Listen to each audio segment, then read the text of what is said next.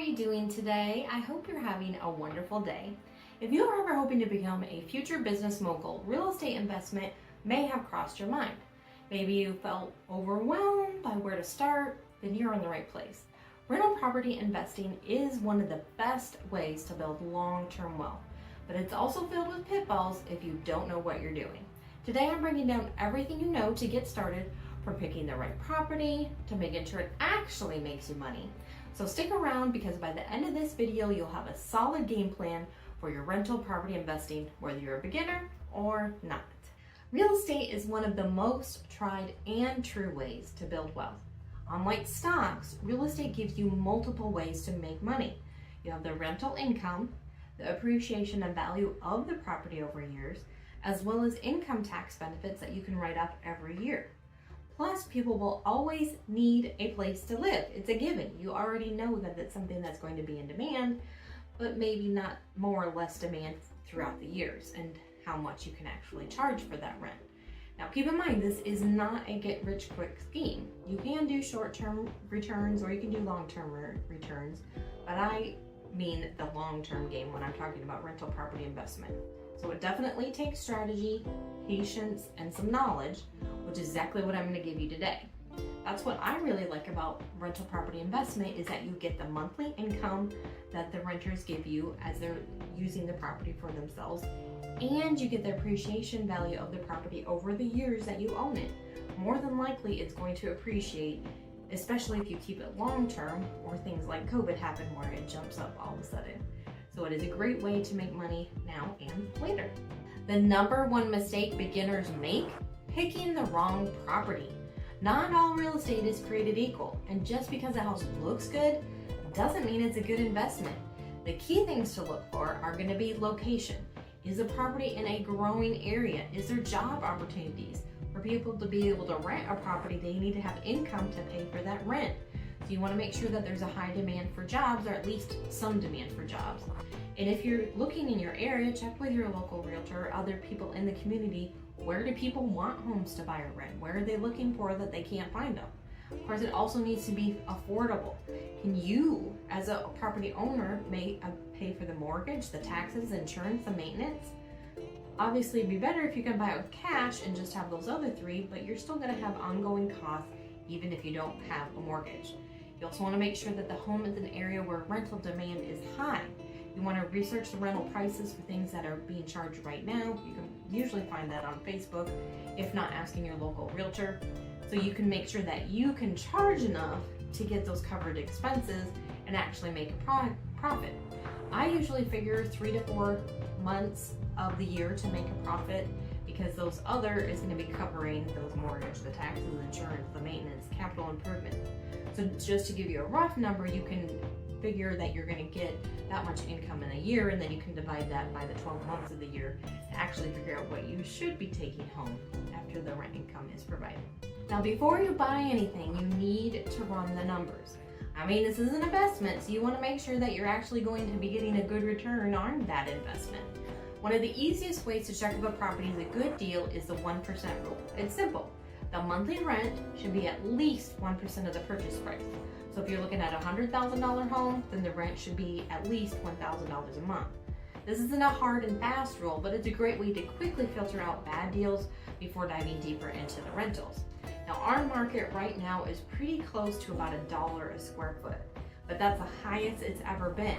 So you have to, if this is going to be a long-term investment, you need to potentially plan for falling rents when the demand goes down, changing the real estate market if people are able to buy.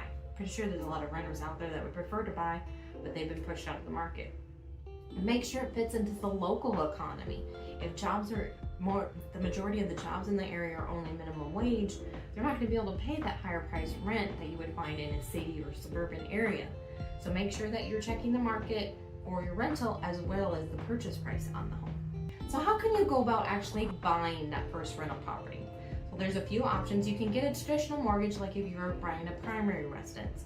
That's obviously, you're going to have a good credit score. You're going to have a solid down payment, because usually that's going to be larger than what would require on a first-time home buyer.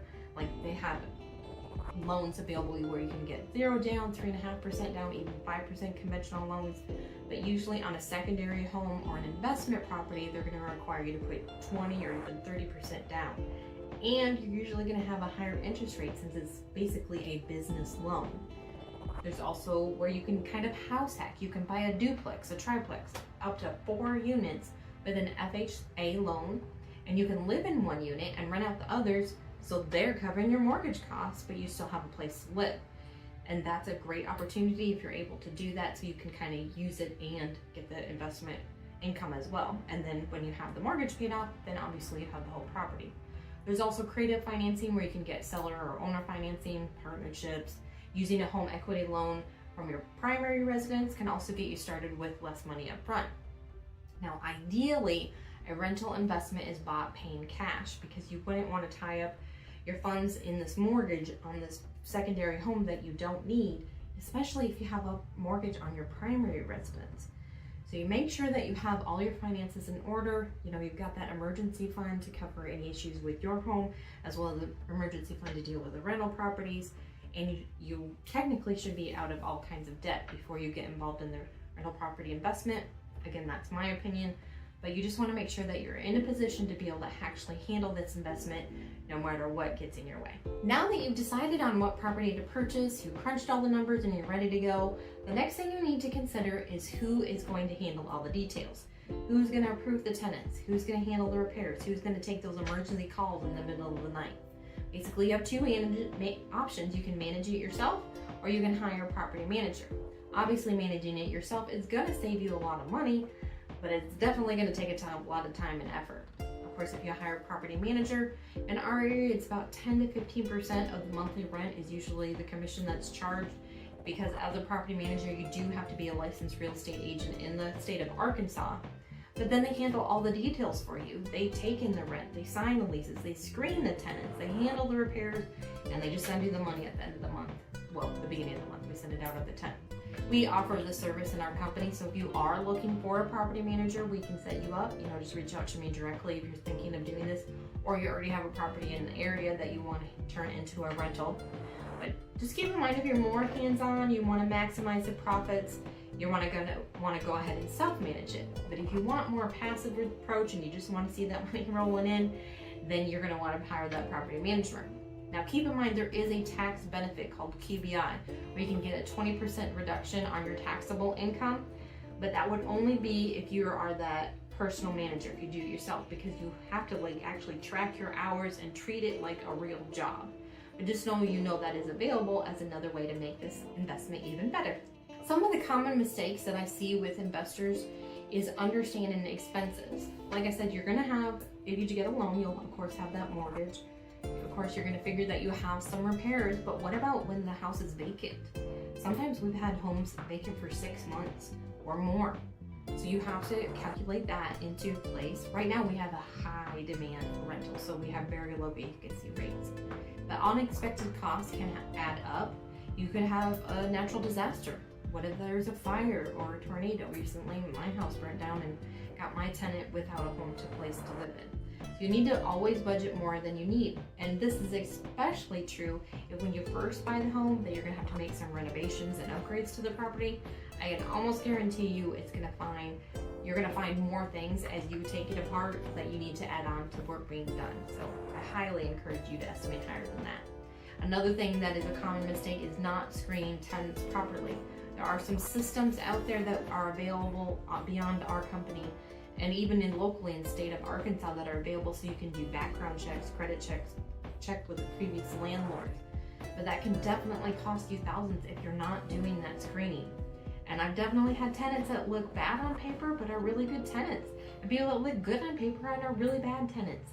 So it is only to exactly do that, screen them and do your best to find out if they're going to be good, but you can never know for sure until they're actually in the property. I also encourage you to call other local landlords in the area to see if they've had problems with this tenant in the past, or even good tenants in the past. Usually that's going to be other realtors, but like I said, there are other landlords in the area that can really help you out with this. Make sure that you do outline all the terms and conditions in your lease when you're getting a new tenant in, so that you don't have any questions and there's no blurred lines. Everybody knows exactly what they're supposed to do, and the condition of the property when they moved in. Make sure you have them find a move-in inspection, sign a move-in inspection, so they can say, can't come back later and say, well, it was like that when I moved in. Well, you didn't put that on your move-in inspection. That's why you need to have all that paperwork in order. And another common mistake is skipping the inspection. Not only when you buy the property, you want to get a home inspection to make sure there aren't any hidden issues. Lots of times when you're buying a rental property, you're not necessarily going to expect something really nice, but it is going to key you into any major issues that you may want to question why you're even buying this property. But also when you get a tenant into the property, you definitely want to continue to do inspections. We do our inspection quarterly throughout the occupancy, not only to find out if they're doing something at the property they shouldn't be doing, like smoking or having pets, but you can also find delayed maintenance that maybe they didn't realize it was an issue that they needed to let you know about. Definitely had that happen to me. So make sure that you're doing regular inspections to stay on top of what's going on at the house. Some people do this when they go to collect the rent, they do a walkthrough of the house, and that's as simple as that. But otherwise, you want to do a more detailed inspection just to make sure you're on top of all the issues. Rental property investing is one of the best ways to build wealth and long-term financial security. But success comes down to having the right strategy. Start small, run the numbers, don't rush the process. It is a long-term gain, hopefully, for you. Now, if you find this information helpful, check out this video I did about hidden costs of home ownership in general. Thanks for watching and have a blessed day.